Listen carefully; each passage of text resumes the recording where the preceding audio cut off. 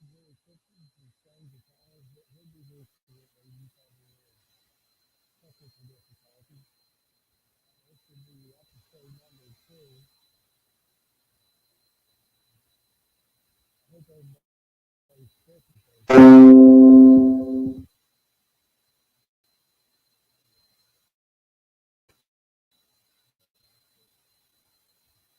hope everybody had a good Christmas and good holiday.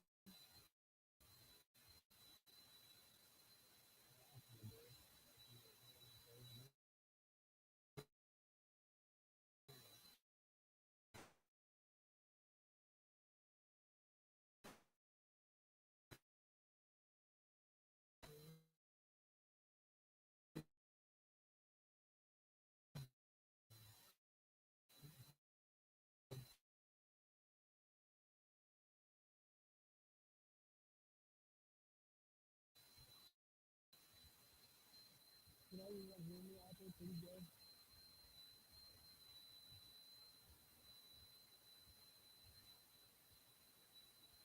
Hey Melissa, how you doing?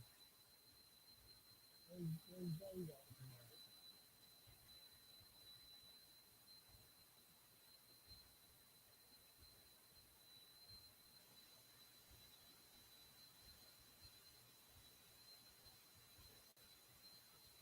Can everybody hear me?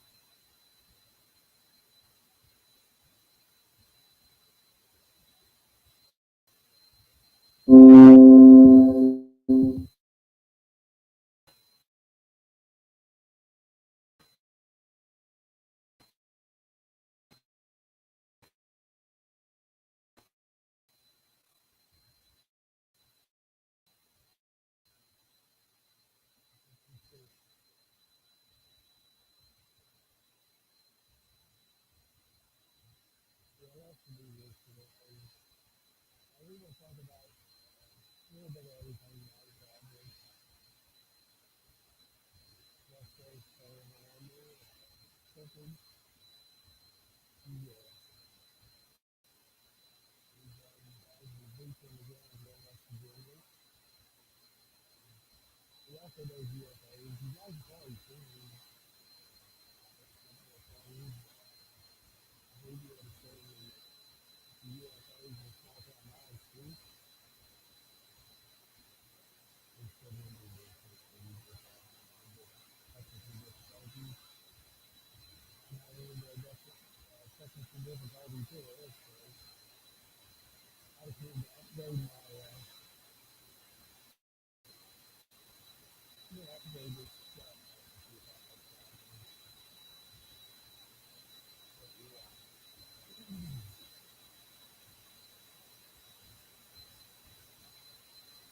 I was warmed up here. I'm pretty cold the last few days. I think today was like 48 or 49. Little outside, but it's cold.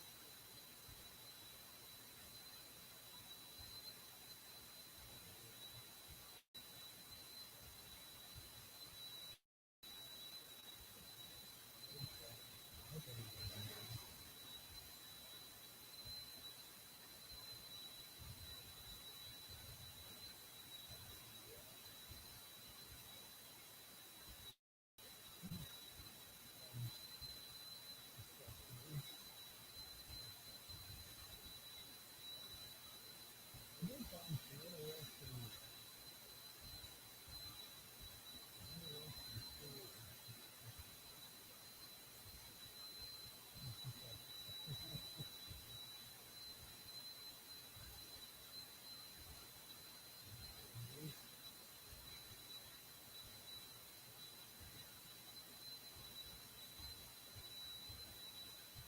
This is a story from August the 16th of 1880. It says Soccer Party, the group says that in the vicinity of Ellisburg,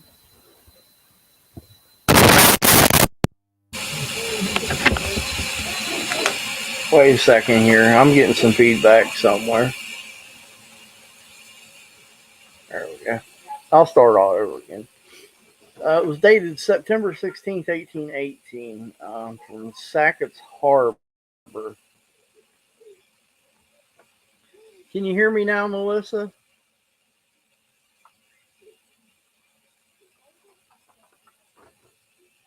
But reports say that in the vicinity of Ellisburg was seen on the 30th by a gentleman of unquestionable veracity, an animal resembling the yoo-hoo or wild man of the woods. It is stated that he came from the woods within a few rods of this gentleman, that he stood and looked at him, then took his flight in a direction which gave a perfect view of him for some time. He is described as bending forward when running, hairy, and the heel of the foot narrow, spreading at the toes. Hundreds of persons have been in pursuit for several days, but nothing further is heard or seen of him. The frequent and positive manner in which the story comes induces us to notice it. We we wait. I don't even know what they're saying here to impeach the veracity of this highly favored gentleman.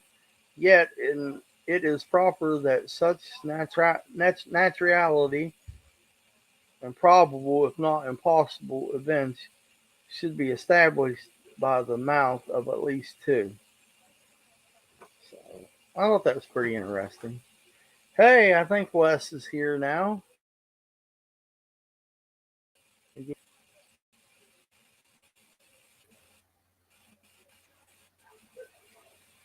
Good evening, Wes. How you doing? Good. How are you? Sorry about the wait there. I don't know. I don't know. I hooked the computer up and it's been 15 minutes trying to get it to update and everything for some reason. Oh, that's okay. I need to upgrade this computer here. But yeah, go ahead, Les, and introduce yourself and tell them what you do. And Um, my name's Les Odell. I'm the founder of West Virginia Cryptids and Strange Encounters, and I look for all kind of stuff. I uh, look for investigate cryptid sightings. I've done paranormal investigating for several years. Just all kind of just around about everything. Just to have fun. West Virginia boy, same as you. yeah, right, right. That's for sure. Um, yeah, I watch your videos all the time. Where you got some pretty interesting stuff on YouTube or on your YouTube channel. Uh, I was telling my you was in a you had a you was in a small town monster documentary about UFOs. Uh, Yeah, I done I've done a few projects with him, but I was in uh, uh, on the trail of UFOs, dark skies. yeah, it was really interesting. It was pretty cool. Uh, yeah, I just wanted to get you on here and let you tell your story. And have you had an encounter yet with a Sasquatch or anything yet, Les? No, I wouldn't say I've had a I haven't had a visual counter, that's for sure. I've had a Yeah, couple strange things happen. I've heard a few strange things, and I can't say what I heard or had the things I had happen are Bigfoot related because I didn't see it happen or see what caused it. So yeah, that's just pretty much the gist of it there. yeah, yeah, yeah. At least you're boots on the ground here in West Virginia. So I know you do a lot of investigations, don't you? I try to do as much as I can. People will get a hold of me. You tell me they've had things happen. Sometimes it's it's up to date, present time, and a lot of times it's older stories. I've went and even went Yeah, to a couple areas where things have happened a year or so ago and checked it out and interviewed folks um, but I've not really had too many that was like, actually, I've not really had any that was like, yeah, it happened yesterday. Come here. It's always, it happened a few months yeah, ago, or it happened a year or two ago. Um, mainly, mainly because people just, I think they're just afraid to still to come. There are a lot of people are afraid to come forward still, and so they kind of hold off. They don't, or they don't know who to contact, and then they'll do some research. And yeah, and I've had a couple people say, yeah, I found you online. By searching Bigfoot in West Virginia, or some kind of encounter in West Virginia, and they'll find my page, and that's how they get a hold of me. yeah. That's why I put this show out together because you know I want to get the word out so people will tell their stories.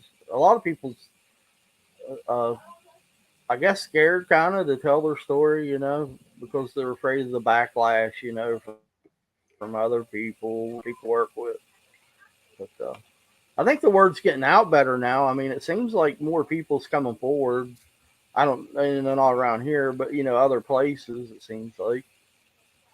Um, Yeah, compared to like the surrounding, or I guess you say surrounding states, then the Ohio and Pennsylvania, you know, mostly West Virginia isn't the uh, up to the point where the disclosure they have, like, or the people, the comfort that the people in those states have, because I mean, yeah, it's a you know people come forward, are not afraid to come forward, and especially Pennsylvania, and, well, Ohio as well. There's always something Bigfoot related, like when it comes to the um the oh, what the heck do I want to call it, like the conventions season, or whatever you want to call it, the shows, and the cons, yeah, and the get-togethers. When they do that in Pennsylvania, Ohio, they're it's all like every weekend they've got something going on. And here in West Virginia, it's not quite like that, but it's growing. I mean, people are starting. Now, if you go out and you can go to local gas stations or and whatnot, you'll start seeing Bigfoot stuff, you know, for sale, or you're seeing a lot more Bigfoot stickers on cars, and I think a lot of that has to do with it's just becoming more accepted. The fact that we now have a Bigfoot festival, Bigfoot museum in West Virginia, so I think that's the reason why that's starting to happen. yeah, yeah. It seems like there's a lot of sightings in PA and Ohio. Uh, Here, Yeah, I think the reason recently. there's a lot more. I think I don't know if there's more sightings. I think it's just reported more. It's just like I said, the comfort Yeah, that people have in those states, and the acceptance that's there in those states now makes it. Plus there's a lot of bigger investigators in some of those states. Um, you got, like, well, they're now in Pennsylvania, or now in West Virginia, but they were in Pennsylvania. You had Brian and Terry Seach. You have Fred Saluga. You have Stan Gordon. You have several people that's done it a long time. Then in Ohio, you have several BFR investigators. Then you have some other ones like Amy Boo. She no longer is with the BFRO, but she's a pretty well known name in Ohio. Um, Don Keating, was it has been around for years. Um, one of the godfathers of Bigfooting in Ohio. Um, so, like I said, I think it's because it's been accepted for a much wider time than what it has been here in West Virginia. yeah. I wonder why that is. Because I mean, it's just strange to me that people don't talk about it more here in West Virginia. I guess because they think we're crazy. I mean, I don't know. It's just we're a close, little bit more close knit. I think we're when you get into certain circles, you know, there it's brought up more. I mean, I've been in the paranormal stuff for years, and I've talked to people for years and years about that. And when I first got into investigating, I didn't even know that there were other people in around it investigating. I mean, I've talked to people about the paranormal, but I didn't know there was investigators. And and then when I got into investigating, I found out people just down the road from me, people that I knew, you know, that I had no idea, but they had their own little group and they done it kind of on the side, and I was like, well, that's really cool, you know. So it's just I think it's a little more hush hush, but like I said, it's getting bigger. And I see Melissa said something about being anonymous. Yeah, a lot of people that I talk to, if I do share their stories, they don't want their names known. They want to be anonymous, and you know and again they don't want to be thought of as crazy. They don't want to be ridiculed, and but uh, but there are people, quite a few people that's come forward, that's talked to me about Bigfoot related stuff, and other stuff. I mean, I've had some strange stories about different other little weird creatures. A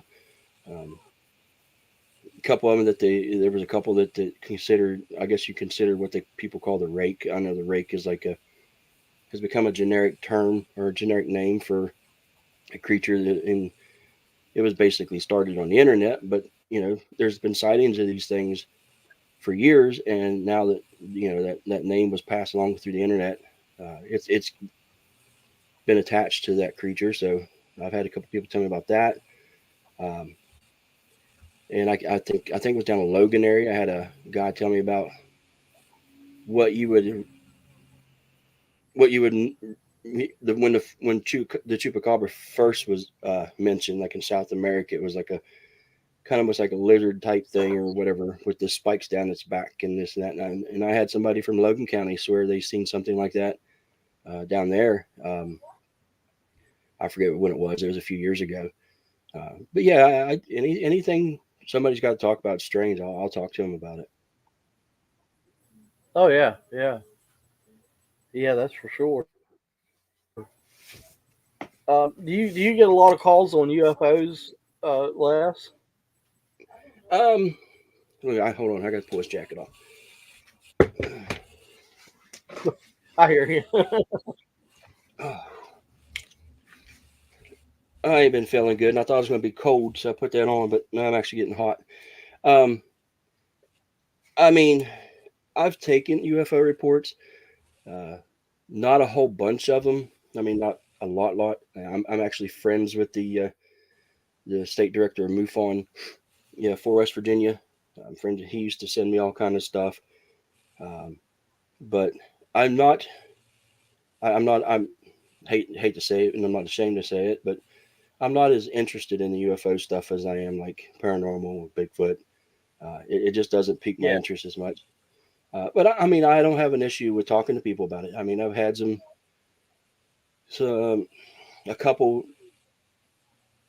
like supposed uh, abduction cases, or you know, people have talked cases, I guess you call them, that people have told me about. One guy swear he's been told me he's been abducted several times, uh, but he's never let me come and talk to him. He kind of was afraid. He said he didn't want something, uh, I guess, government related, or however he wanted to put it. He didn't want to get involved yeah, with yeah, that. He didn't. Yeah. But he claimed that he had implants in him. He claimed that he could take magnets and stick to his certain parts of his body where these implants were in him. Weird stuff like that. But yeah, I've had a few of them. yeah, yeah. Yeah, I know you're into the paranormal too. Yeah, I've done it for quite a good long time. It, you know, the paranormal is what got me started in everything I do. I mean, it's things. It started when I was a kid. The thing and a experience I had as a kid, and then led to me investigating and trying to find answers. Well, first it led me to Yeah. doing my own research and kind of looking into things on my own to trying to figure out answers for myself for what I experienced, and then I kind of got into work, started talking to people. People asked me to, can you help me with this, help me with that. I'm experiencing this. Can you help me get some answers? And I tried. So I started a small group. I started doing that for a little bit. And I helped, and I guess you say I'd helped a few people. I mean, and it wasn't me finding answers to their questions in the paranormal. Sometimes it was just things that was natural, or just there was something explainable happening that they didn't understand, but uh, and I'd help them do that and help ease their nerves, I guess you'd say. Yeah. Melissa's got a question for you, Les. She said, have you ever investigated anything paranormal that sticks out the most for you? Um, I've done a lot of the bigger locations, but most of the most of the things that has happened that sticks out to me has been uh, like either a residence I've investigated or just a location that I just happened to do. Whether it was just an old building, it's just for the heck of it. But yeah, I investigated uh, actually there's two of them that really stick out to me. The first one was in Clarksburg, West Virginia. I had a had a family get a hold of me about their house, said they were experiencing things there. Um, it it turned out to be pretty wild. Uh, so there was like banging going on, footsteps on the stairs, stuff moving in the house, all kind of different things. I went over to do an interview, and they wanted to know what kind of stuff I would be doing, and I showed them. I brought some my a couple things because I don't have a whole bunch of equipment. I never have. You know, Yeah. and a lot of people don't, I guess, follow that. But yeah, you can have all this equipment and find all this stuff, but if if I had the right equipment and minimal equipment that I need, that I can find certain things and not have to worry about setting up a whole bunch of stuff and dealing with the equipment and paying attention to 50 cameras around the house, and then you know to me I'm more focused on the property and what's going on. But I had a spirit box with me, and I carry dowsing rods, and again, that's something that not a whole lot of people prescribe to, but I do. And I went into this home, and they were telling me what was going on, and I took the spirit and I showed them the spirit box. They want to know how it worked, and I had a speaker that I hooked to an auxiliary cord, and it was 10 feet long, and I set the speaker out in the middle of the floor and turned the spirit box on, turned it and let it run through, and I think it was like 46 or 45 or 47 seconds, and all of a sudden you hear the this voice comes across, and it just goes, "Hey, Les," and I know that sounds weird, but it happened. I have it. I have I have that video, or I have a recording of it, and as soon as it says that, I repeat it, and I say, like, "Hey, Les," in the video, in the recording, and the lady that lived in the home just broke it, just thought it was hilarious, just started laughing like crazy, just thought that was funny. So, and that got my interest because I've never been there before, you know, never been to the house, and for some reason, somehow, whatever was in his house knew my name already, and I knew it had to be intelligent because it acknowledged me. Um, and then I go through a little bit later, a little bit more scanning, and it goes get out. And Oh, I told wow. and I told the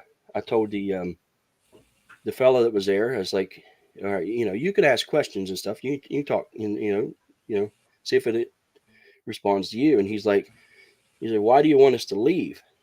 And it goes on a few seconds, and then it goes just clear as can be. It goes Tiffany, and what's funny when it says Tiffany is Tiffany's his wife that's sitting there on the couch. She's the one who was laughing, and my computer's still doing strange stuff here. Um, so she didn't find that very funny. That wasn't hilarious, and so we go on a little bit longer, and and again it goes, it says something, and it goes a hole, and I'm like, okay, well, who's an a hole? Wow. And all of a sudden, it just blurts out a name. It goes Jordan. Jordan's their daughter sitting there with her mom on the couch. Their mom Tiffany. Oh So right wow. then, so right then, I'm like, okay, this is something intelligent. Yeah. I'm, we don't quite need to do a full blown investigation here. I can try to help you, you know, get things going. And I said, okay, what else are you going to do? And I said, okay, I use dowsing rods, and I stood in the living room, and I had the dowsing rods, and I was like, show me where you're at. Take me to where you're at. Well, the dowsing rods turned toward the door to go out into the foyer. I get to the foyer. They go to the right. They head toward the front door. Then they turn to the left. It takes me up the stairs. And each time I get to a lane in the stair on the stairs, they turn. I get to the top step, right at the like it. What it was, this was an older house, so you had like three little steps at the bottom, a long row of steps, another little landing, and then three or four steps up to this like hallway type. I mean, you've been probably been old housing. You know what I Yeah. mean? Yeah. And Yeah. there's like a landing hallway type thing that run across the house, and that's the rooms are off of that. Yeah.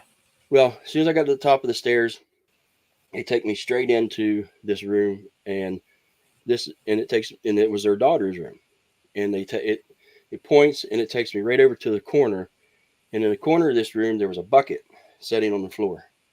There was water dripping in the bucket, and I'm like, well, that's strange. There's a roof. It wasn't raining or nothing. It hadn't been raining, and on the ceiling there was just a black spot, like black mold spot type thing on the ceiling where it had been leaking. And I said something to him about it, and he's like, "We can't figure out why it leaks. It has leaked.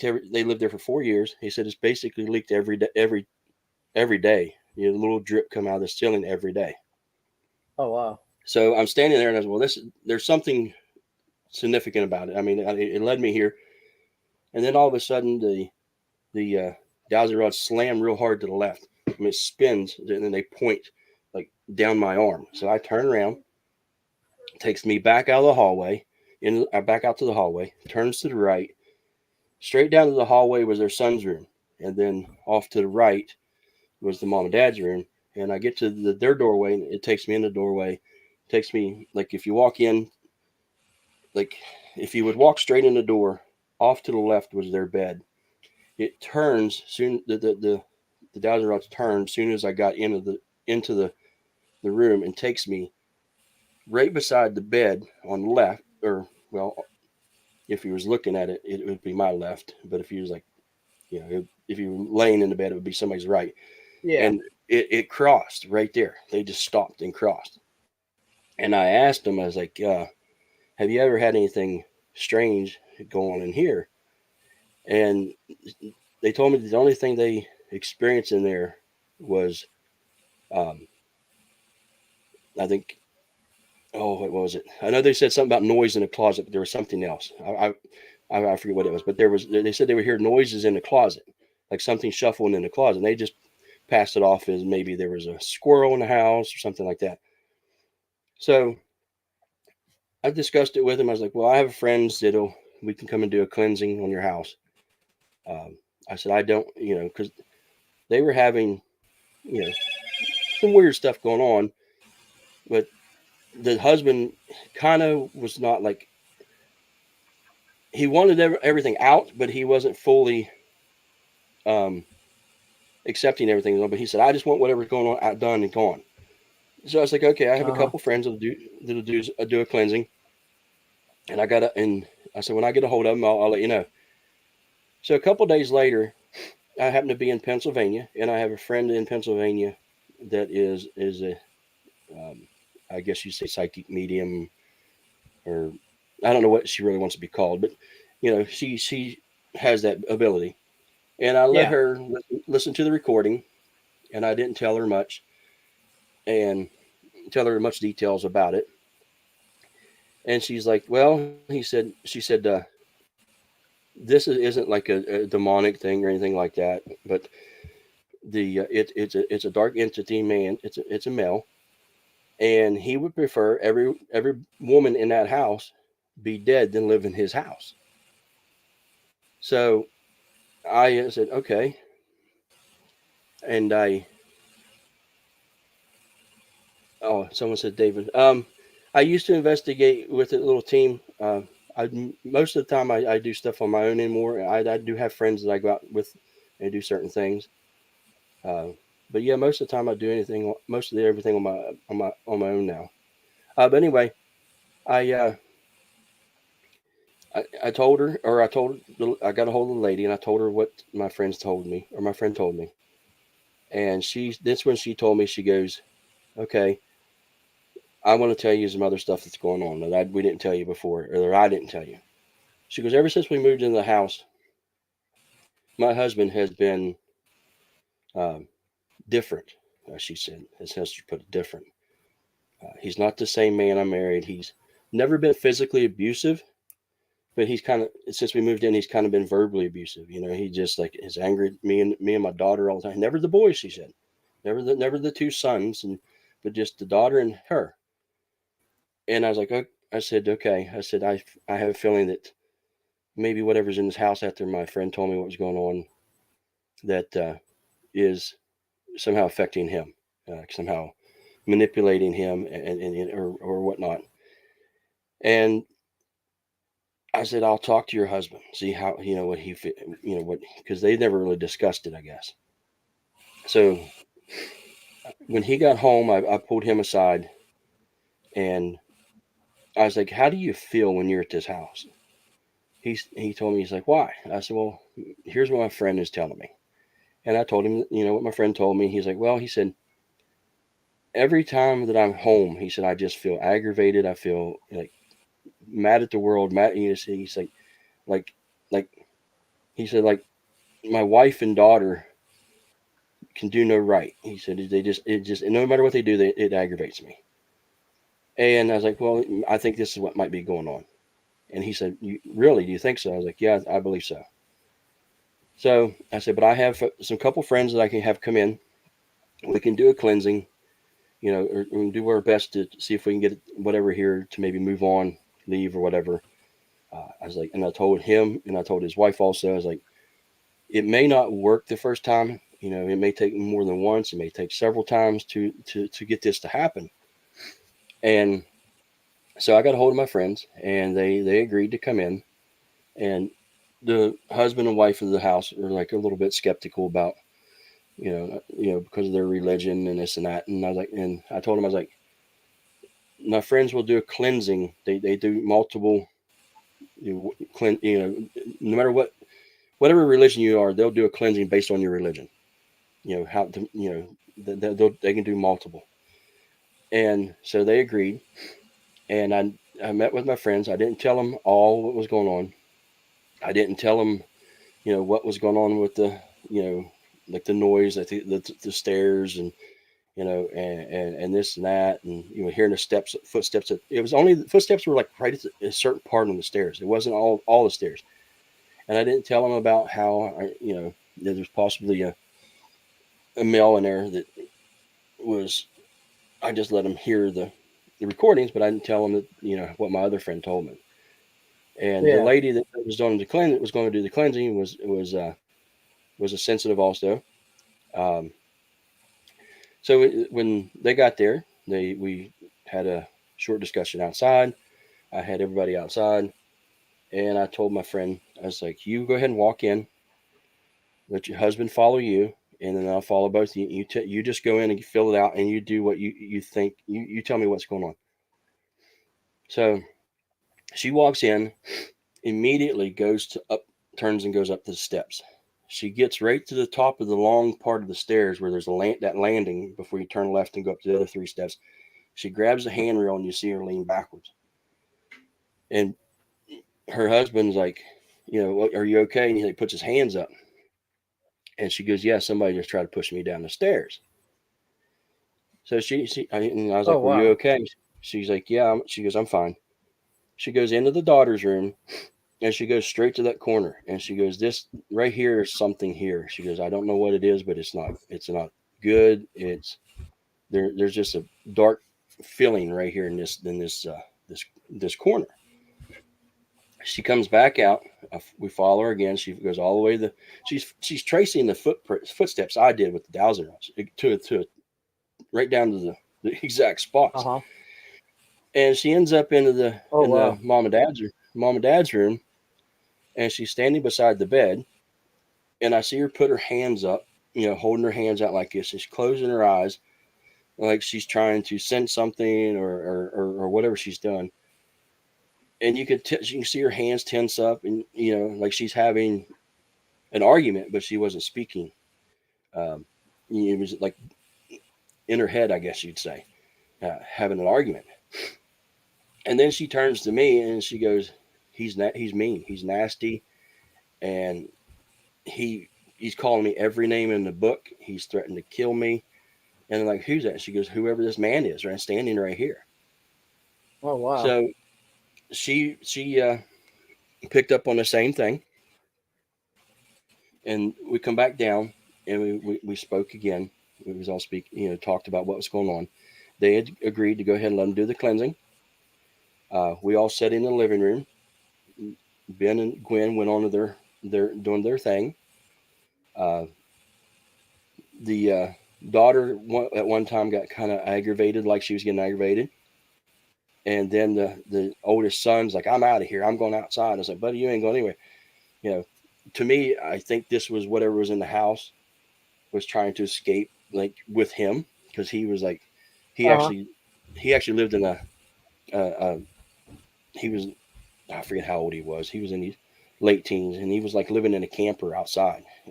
Their little RV camper, and Yeah. he just wanted to go do that, go out, get out of there. I'm like, no. I was like, you need to stay here, because not only the house needs cleansed, you'll need cleansed. Everybody, your camper, Yeah. they're going to do all of it. The garage, it don't matter what it is. So after, I don't know, it was a couple hours. They did their whole deal, and then that's when the mom is like, you could see her like relax, and she goes, wow, something feels different. We we don't, I don't feel as tense. And the daughter said the same thing, and I was like, well, they're doing is helping. I assume, you know. Yeah. So they went on and done their thing, and like I said, it was 2 or 3. It went on for 2 or 3 hours, whatever. When they did every room and they did a cleansing and the binding, and again, when we were leaving, we told them that this may not work, the first time. It may take some time. It may have to happen again, you know. Uh, but if it doesn't, we'll be back. So I kept in touch with the lady. I'd text her, or I'd call her, and I called her like a week or so later. I said, "Hey, how's everything going?" She's, "Everything's great. We don't not hear anything. My husband's been a lot better. He's not been as angry. He's like back to the old husband." And I'm like, "That's awesome." And again a week or so later, I call, "How's everything going?" Same thing. Everything's great. Well, the third time I called, it was like a week or more later, and she's like, and I could tell by her voice that something wasn't right. Something was different than the first 2 times I talked to her. And she said, like, what's going on? Are you okay? She goes, we're hearing the footsteps and stuff again. I'm like, okay, let me get a hold of my friends. We'll see if let's see when I can get them back in there. Well, my friends are out of town. Took me a little time to get a hold of them. Finally got a hold of them. They said, well, we can be back in a few days. And I got a hold. I was like, okay. And this was by the time I got a hold of him and everything, it was in like another week or so. And Yeah. I called her back, and it's like I got a hold of my friends. They can be there. I forget what day it was. I got a hold of them. I said they could be here this coming weekend, which was another couple, 2 or 3 days or something like that. And she goes, "No, don't worry about it. Forget about it." I'm like, "Why? Is everything okay? I want to make sure you guys are gonna be all right." And she's like, "Well, we don't need it." I'm like, "Why don't you need it?" And she goes, "We just packed everything up, we left." And they just uh, had enough. They just left the house. They didn't want to deal with it no more. They didn't want to, Wow. you know. And I'm like, okay. And so I've still kept in touch with them. They moved into another house in Clarksburg. They actually bought a home in Clarksburg, uh, and it was in another older home. They've never had any issues. Uh, the husband is not like he was. He's, what she says normal. Her old husband. I mean, they were to the point at times with the other house that she was ready to leave, and now they're like happy as can be. Wow. So yeah, they did. Like I said, they got out of the house, and so far everything's been good. Wow. That's an amazing. Wow. Do you think it was demonic, uh, No, no, or I less, don't. or I think or it just that nasty dude that was in there. Um, a demonic thing's completely different, and and a lot and pretty much a rare thing. A lot of people will confuse a dark entity, which when I mean dark entity, I mean somebody that's unhappy that can, you know, if you was a jerk in life, you're going to be a jerk in, afterwards, pretty much. But a demonic thing is completely, right? it's completely different. Um, and like I said, I believe it's a rarer thing than dealing with something like that. Now, Yeah. the other one I was talking about could very well have been a demonic thing, um, because it actually ended up what. See, in most demonic cases, the ultimate goal for the demon or whatever you want to say is take your soul to take is to take you, and most people that deal with demonic, somehow, one way or another, they take their life or something. In a lot of cases, I'm not saying every case, but um, and that's what happened in the other one. Um, um, no, Brandy, have you heard anything about other house? No, the house never. They rented the house. What's funny is the house actually belonged to the Masonic Lodge of Clarksburg, and Oh wow. They won't let me. They don't want to talk to me about it. They won't talk to you about it. Um, Oh and I wow. That's haven't been crazy. back to talk to anybody else. But uh, the other house that I investigated that had some that was pretty much one of the wildest things ever happened. The story and everything was in Shinston. I had somebody contact me saying they were having issues in their house. They were hearing, their one daughter was hearing screams. She heard screams from her room. Nobody else heard it. The other daughter was hearing like breathing noises coming from her closet. Uh, they were both being either poked or scratched or hair pulled all the time, uh, and things like that. So I went and talked to the lady, and same thing. She wanted to know what I was going to do, and I interviewed her first, and done a walkthrough through the house, and she had me come back, and she wanted just me there to start with. She didn't want anybody else. She just wanted her privacy protected. She was comfortable enough with me to come in, but she didn't want anybody else to start with. And eventually, Yeah. a couple of my other guys went with me. So I went in, and she had sent her kids to their grandparents, and like I said, we did a walk through the house again, like a kind of a mini investigation, and we're standing at the top of the stairs, and she's standing like if you come up the stairs, there's again a little foyer type thing, hallway. The three rooms are off of there, and she's standing in the corner between two doors, her son's bedroom and her bedroom, and I'm standing there listening to her talk, telling me stuff, and I think I hear something on the stairs, like coming up the steps, and I turn and I'm looking up down the stairs and I don't see anything, but it sounds like something coming up the stairs, and I turn back to her to say that I heard something, and when I did, there was somebody else looking at me, and it wasn't her. It was like this face was in front of hers, and Oh, and it was a man. It was, and this guy had a round face. He had a bald head. And was looking at me, and I said something to her. I got her attention real quick, and that's when she was looking toward her bedroom, and she turned and looked at me, and when she did, he was gone. And I told her what I seen, and I and she goes, I want to take you downstairs and show you something. And we went downstairs, and she goes, before you got here, I took every picture down of my husband because I didn't want you to see his, know who he was or get any preconceived whatever.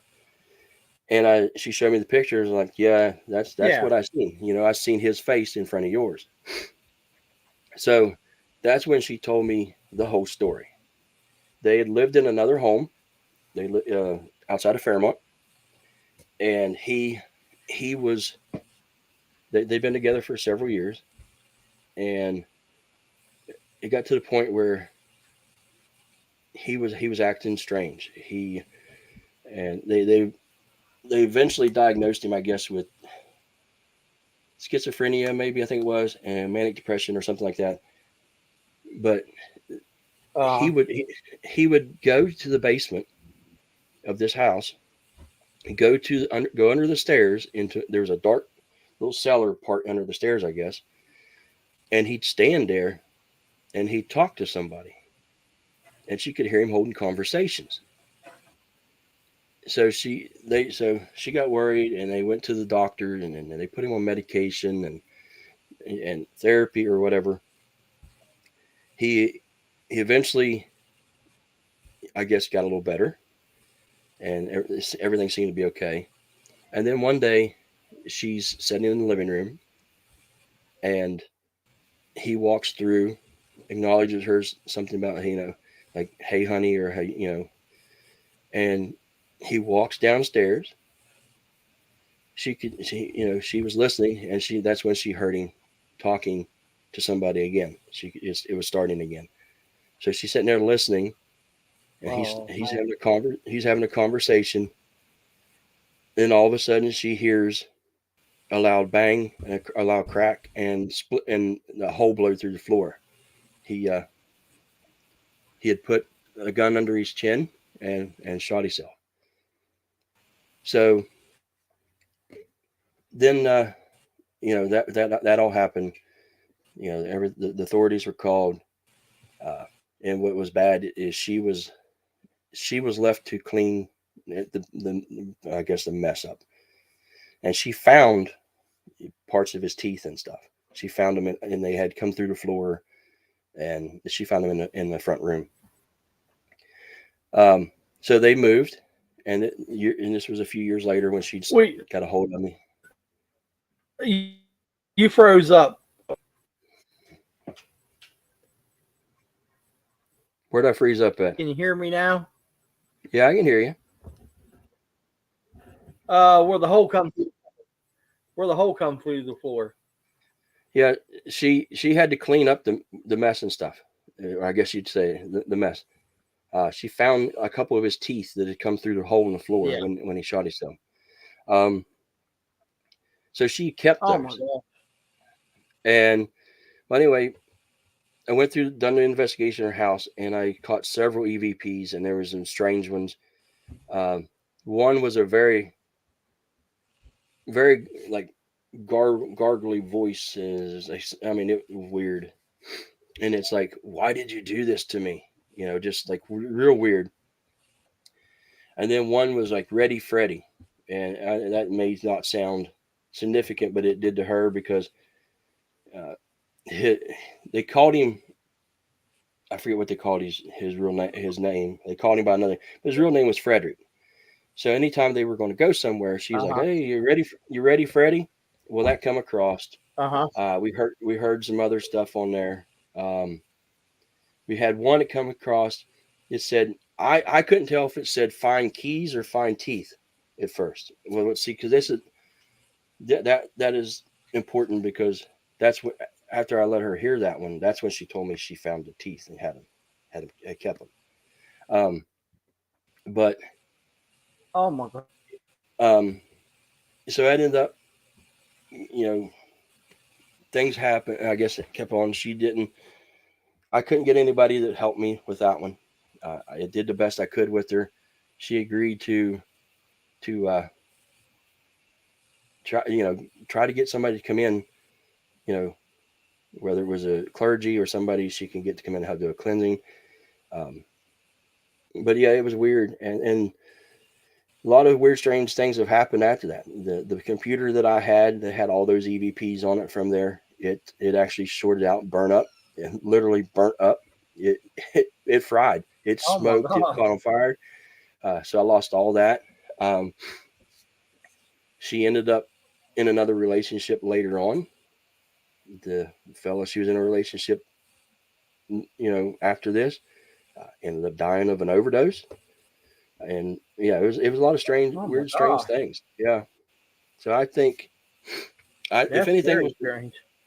anything that may have been demonic related that I've dealt with would probably be that one. I can't say that it was, but it had that feel and vibe to it.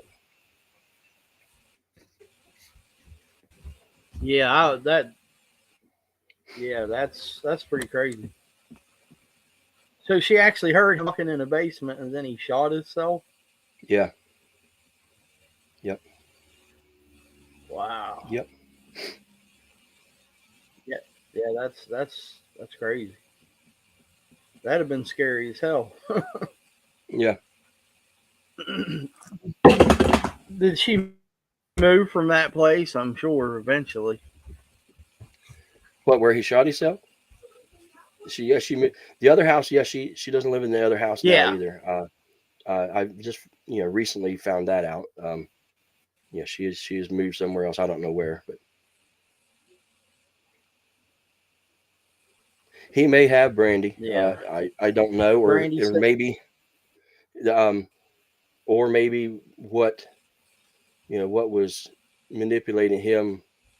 He may not have had schizophrenia. It just may have been something. He may be some oppression going on there, not possession, but it may have led to that eventually if he didn't take his life.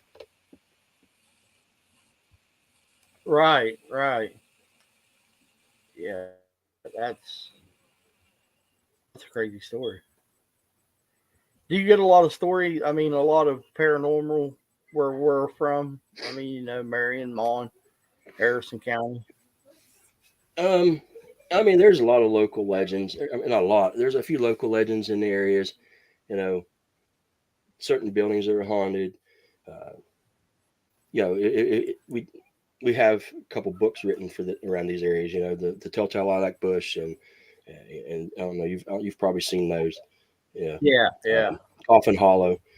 Um, but yeah, I mean, I've talked yeah, to people that experience things in their homes or in buildings or graveyards and whatnot. Seeing strange, like one of the weirdest ones yeah. that I've it was a few years ago. I had somebody tell me about it, and then I found out it's kind of a thing, and is on Route 50 outside of Clarksburg. Supposedly, there's sometimes you can see Okay. this woman, like a young girl, walking with a hood. She has a hooded sweatshirt on, And when you drive by or slow down or whatever, you know, if you get a good look at her, when she turns to look at you, she has no face. She has it's just blank. And I thought that was, you know, kind of weird, you know, kind of maybe a Oh wow. one off thing when somebody told. But no, I've heard other people tell me.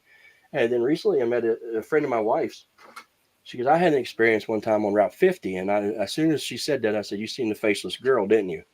And she's like, "How did you know?" I was like, "Because it's becoming a common, I guess, a Oh. common thing on Route 50."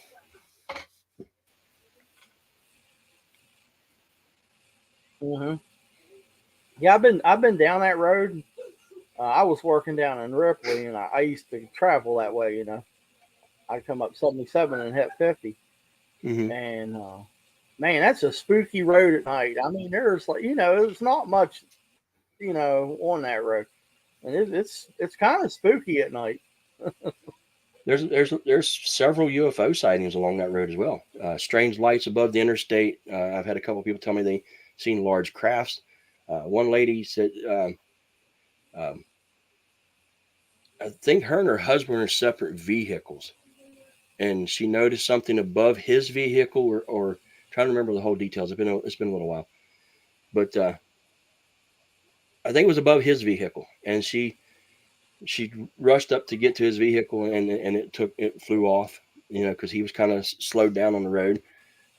But yeah, there's been a few UFO sightings on 50 for sure, and I mean, why not? I mean, 77 is known for, you know, having some sightings, you know, UFO sightings, and you know, in the Ohio area and Point Pleasant area and down around Parkersburg, and you know, Uh huh. it's got a history of it. You know, I've Yeah, also had it. yeah, down I've there where also the had, Mothman is. yeah, I've also had. Speaking of Mothman, I've had one flying humanoid type thing on. Well, it wasn't on 50. It was actually on a road, one of the offshoot roads, back roads off of 50. Um, I'll Uh have to huh. remember all the. It's hard for me to remember all the details of all these stories, but this gentleman he was driving a little S10 Right, pickup. right. We took a lot. Yeah, he was driving a little S10 pickup, and he was, I think, coming home for work. He wasn't heading to work. He worked night shift, and he was heading home. And he remembers looking down at the clock. He said, "I remember for some reason." He said, "I looked down at the clock, and it said 2:40 or something like that, or 2:30 or anyway, I forget exactly what it was, but he said when I looked back up the road, he said that's when I seen this thing standing in the middle of the road. He said he said he stopped. He immediately stopped, and he was only like, I don't know, 15, 20 feet, 25 feet or whatever it was away from it. And he said at first it looked like it was like a large bat looking or something that had its arms like this, and he said the face was kind of, he said the way he wanted to describe it is like kind of feline gargoyle type looking, you know, face. You know, that's how best he can describe it. And he's looking at it, and that's when it moved. It put its arms out, Yeah. and when it did its arms, that's when wings opened up behind its back. You know, on its arm, you know, with its arms, Oh wow. and and the same thing you hear from a lot of these stories. It flaps one time, like real big flap with its wings, and shot straight in the air. He thought this was only, you know, took like 10, 15 seconds that he saw this thing. When it flew off, he for some reason again looked down at the clock. Well, 12 or 14 minutes had passed by. He didn't know how that much time went by. To him, it was like only like 10, 15 seconds. But yeah, it was. He said it was the strangest thing he's ever. And he still to this day, he said he can't. He has no idea how that much time got away from him. He does not remember looking at that thing for that long. And then that was in Right. 2000, either 2018 or 2019.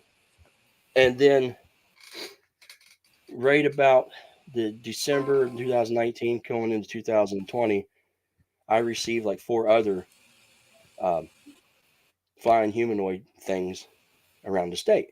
One was in one was in Marion County, one was in Braxton County, One was down around New River Gorge area. One was out near Berkeley Springs area. Um, the one in Fairmont, Wow. or well, actually, it wasn't That's Fairmont. It a was big actually in spread. It was actually in Reesville. I mean, you're familiar with Reesville. Oh yeah. Um, the long Oh straightaways yeah. you come into town. You know where you know where Hockenberry Hall is. I mean, where everybody used to fish Hmm. there at the end of Hockenberry. These two men they were newspaper delivered guys. It was like 2 or 3 in the morning, so it was early in the morning. They had just come across the tracks and started low out there right before Hockenberry Hollow, and they see something standing in the road. The guy slows down to and then comes to a stop. And the same thing when he hit the high beams on, he described it as this thing with big wings and like leathery looking wings, I guess you'd say. Spread the arms out, wings out, flapped at one time, shot straight in the air. Uh, the one the one down in Braxton County uh, was near. This is going to be funny, but it's actually was near a town called Strange, West Virginia, just outside of Sutton and Gasaway. And a dad was taking Hmm. his daughter, a, a girl and her dad were taking the girl's boyfriend home one evening. So they had dropped him off, and it just come. No, it's not. No, this is not really considered a Thunderbird sighting. This was more like a humanoid. It was, the body was like a person. It had legs and a torso and everything. Not really like a Thunderbird. Um, but they were coming down the road heading back home, and they both see something standing along the edge of the guardrail or the edge road near the guardrail. Well, then they noticed that this thing wasn't standing near the guardrail. It was actually on top of the guardrail, squatting down. And when they went by, they noticed it looked like a person squatting. And the girl said when she noticed it moved and its wings kind of opened up on its back. Um, the one in Fayette County near New River Gorge, like I said, these all happened like the last week in 19 into the first or so week or two of 2020. The There was a group of people were night hiking down in the New River Gorge area, and they looked up on a rock face and they could see something, you know, standing or squatting on the rock face, and they shined their lights on it, and that's when they seen what looked like a humanoid figure with wings. It jumps off, it like I don't want to say jumps off, but it swoops down as it glides off the rock face, swoops down over top of them, and just screams as it goes across over top, like just feet above their head. The one in Berkeley Springs, the guy was a train engine. Oh, what is it, engineer? Uh, but anyway, he worked on it. He was Uh-huh. worked on a train. He was in the engine of it, and they were just getting ready to come into a tunnel, and the same thing. He sees this thing up on the edge of the tunnel. Like some of these tunnels have the big ledges, and it swoops down right before they go in the tunnel. It Yeah. comes right over Yeah. in front of the train, right in front of him, right at his face, and swoops back up.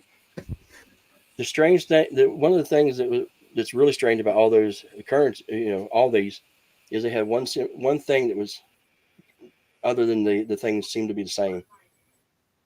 One or two people out of every incident ended up with some kind of issue with health issues. I mean, it wasn't major health issues. It was either they felt Oh wow. extremely sick, or fatigued, and some of them had ended up with stomach issues. One guy in Fairmont ended up one of his, I think it was his intestine or his bowel, one of the two, had perforated. Uh, the girl in Braxton County ended up really sick. She had stomach issues. One of the people in Fayette County had stomach issues. One of them had extreme, like fatigue, and the guy in Berkeley Springs ended up with extreme fatigue for several days. So they all ended up having some kind of uh, common illness or uh, problems, I guess you'd say. That's crazy. Do you think it was man, or What is it? Did you think it was the Mothman or? I don't know. I don't know if it's Mothman. I mean, there's been other flying humanoid things, throughout history. I don't know if you would consider it Mothman or not. Uh, I can't. It has that feel yeah. of the Mothman thing, kinda. But whether it was actual Mothman, I'm not sure. But it just was weird that they all Yeah. took place. They all took place like right before COVID hit. I just thought that was always weird. Um, so, but I've Oh, not that had is any other crazy. ones since. Yeah. Yeah. That's wild. Wow.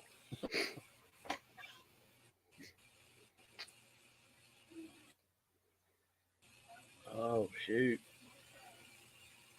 Well, Les, if you need a break, go ahead and we can kick off for the night. I know you're not feeling good. Oh, has anybody got any questions? I can answer a few questions they got. Can you Then hear then me? we'll go ahead. Yeah, I can hear you. You keep freezing up a little bit. Yeah, guys. Well, this computer, Les. I got to get it straightened out. It's an older one. So, yeah. If anybody's got any questions, go ahead and post them there. Now, I know you do hold a conference here in Morgantown, right? Every year. Yeah, I've done it now for 3 years. We had a break Paranormal. here during had a break during COVID, but it's usually at the Cheat Lake Fire Hall. This year it'll be there, but the next after that, it's probably going to be moved somewhere. Hopefully, I can still continue to have it, but uh, it's definitely going to be moved just because of some unforeseen things that come up with the fire hall. Um, but I usually hold it in October. Yeah. Um, yeah, Now you also didn't you help start a down in the Bigfoot museum down in was it in Braxton Sutton. County? Yeah, down in Sutton. Sutton, yeah, Yeah, yeah. I was in Sutton because I'm friends with the yeah, guy that that's good. run. I'm friends with the guy that runs the Flatwoods Monster Museum in Sutton, downtown Sutton there, and I was down visiting him one day, and we were talking about some stuff, and he's like, "Hey, there's a store, um, like a little country store just down the road. They have a Bigfoot costume that they wear for some promotion stuff, and oh, that's cool." So I went down and I walked in and looking around, and the owner of the store is like, "Hey, how can I help you?" And it's like, "I hear you have a Bigfoot costume." And he looks at me and he goes, "Well, who are you and why do you want to know?"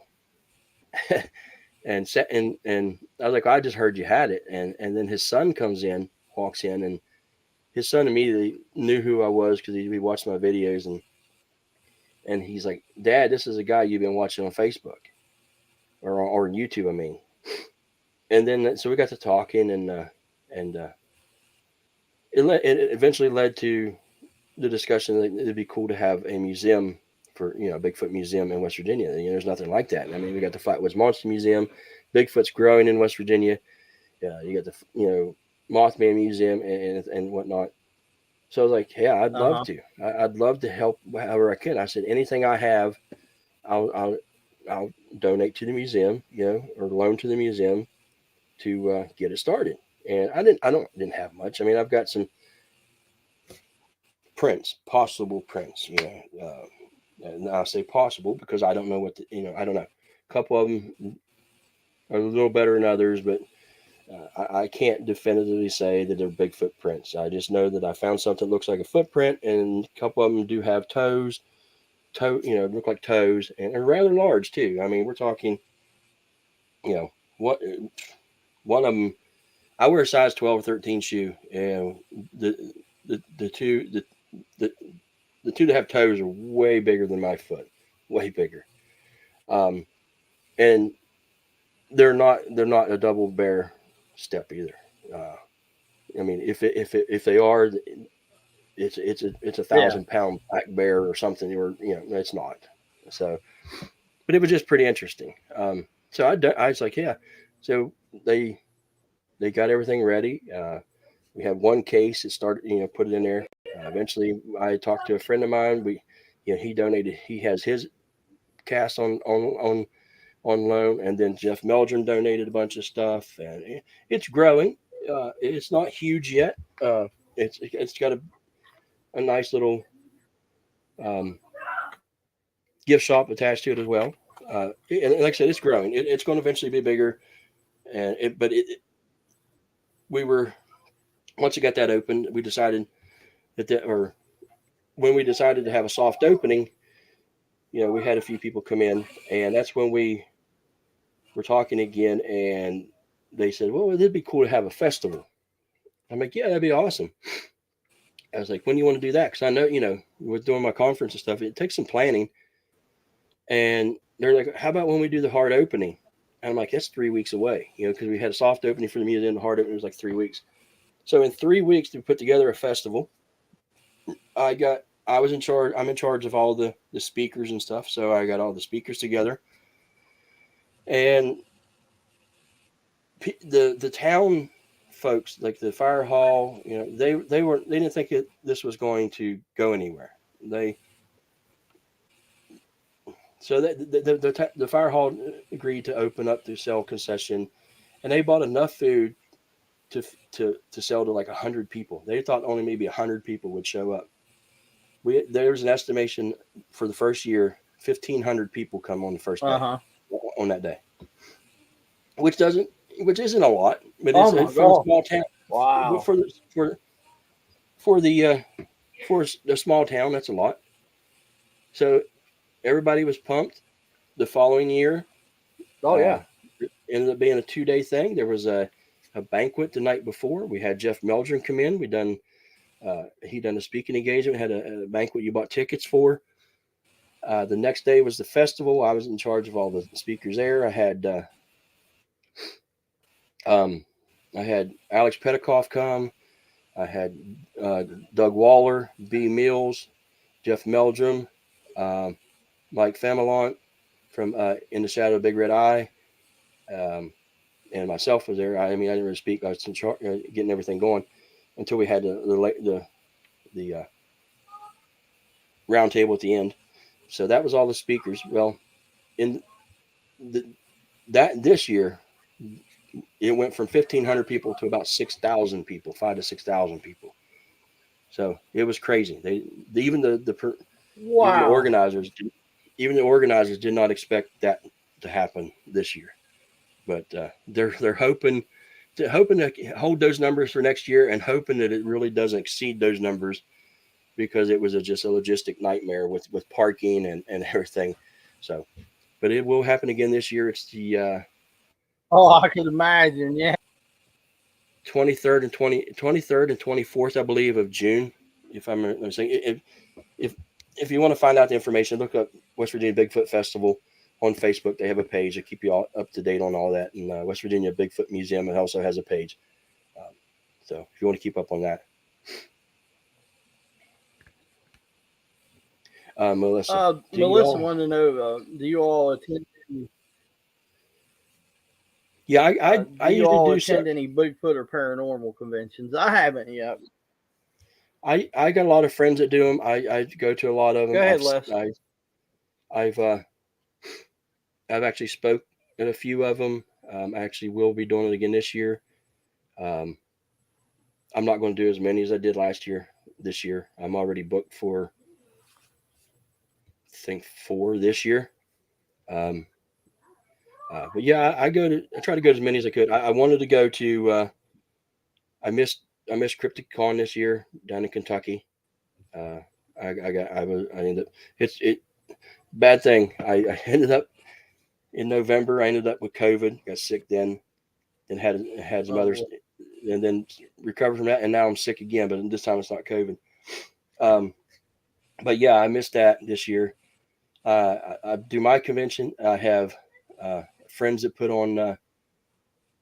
Um, oh shoot, in Morgantown. Oh, Cryptid Bash. down in Morgantown. My friends I Dave know and you had not small Dave. town monsters there this year, didn't you? They were at Cryptid Bash. Mine, they Seth and them were supposed to come. They ended up in Texas on a shooting. Their flight got canceled, so they didn't make it. Um, but yeah, they were at Cryptid Bash this year though. But there's a lot of them that go on, and like I said, smaller ones that go on Yeah. in Pennsylvania and Ohio. Brandy, to know what's the name of your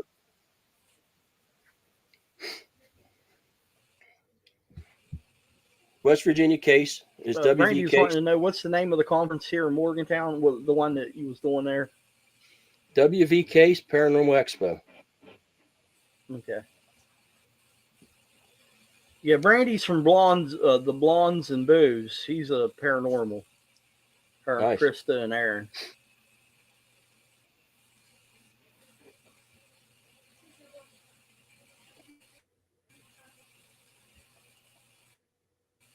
Brandy said that was a great turnout when he was talking about the down at Sutton Right. Yeah. foot bash.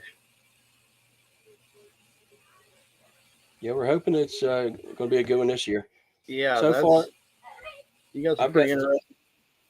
I've got 3 of the speakers lined up so far. We're going to have a 4th, but I can't release those yet. But um, we'll have the reason we'll have 4 this Right, year. right. We had 4 last year, but Jeff Meldrum agreed since he was in town he would also speak, so we fit him in. Why not? We need to fit Jeff in if he asked to. So we fit him in last year and around the schedule because he wasn't supposed to Oh on yeah, the second day, but uh, but that's why we had 5 last year.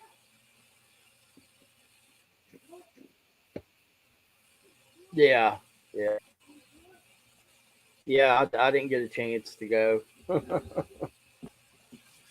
this year. I got to get to to a couple of my and wherever you have your case uh, this year. Um, but yeah, nice to have you on here, Les. Oh, thank you. I enjoyed it. I know you're not feeling too good. No, I'll get you on no, here again. thank you. That's good. Yeah, Yeah, it's been a rough few someone days. else just wrote something.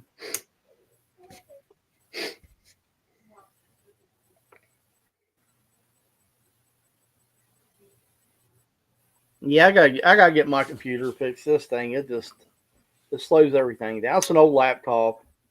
It just ain't got enough umph behind it. You know. So Well, yeah. we must have a Good lag or night. something Oh, there. Mary knows.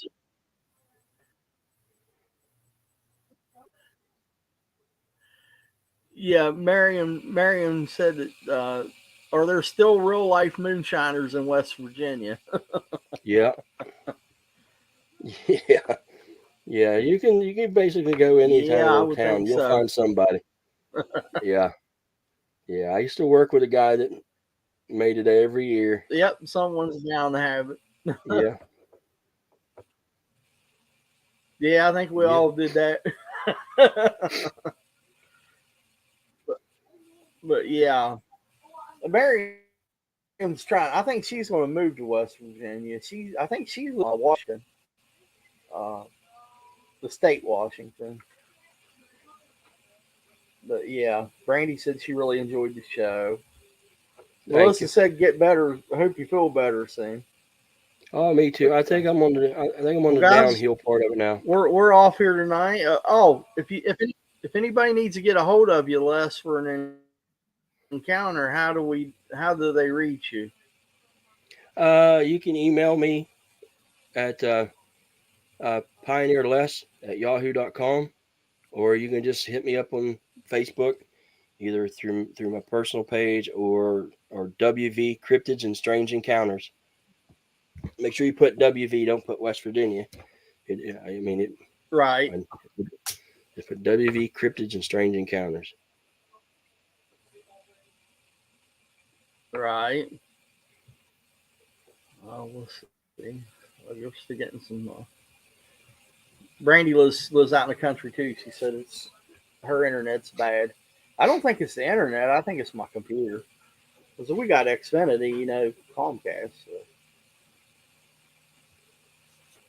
So. I hear Okie you. I dokie. hear you Well, just we're going to fine. be off.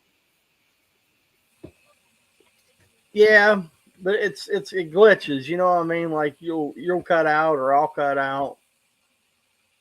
Yeah, Yeah. there's a lag here too. I mean, I feel like every once in a while I'm talking over you. Um, but yeah, it Yeah. be all right. It was fun. Had a good time.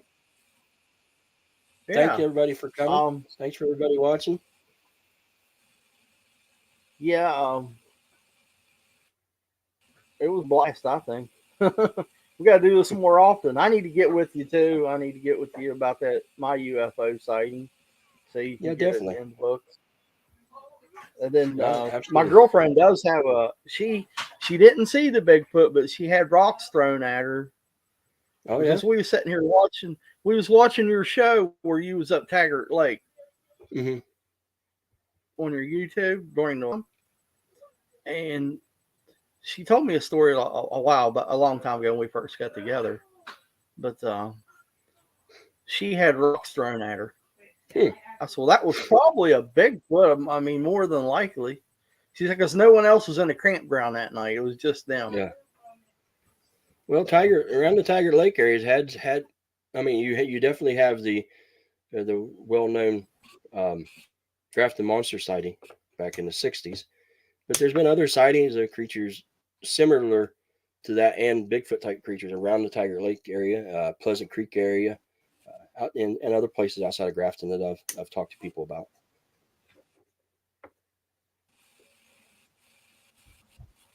yeah. Yeah. Okay, guys. So we're going to call it a night, and I'll see you next Thursday. So, Thank y'all. y'all, yeah, thanks, Les, for being on here. So you guys have a good night. I hope everyone had a Merry Christmas and stuff. So I'll see y'all next week. Good night.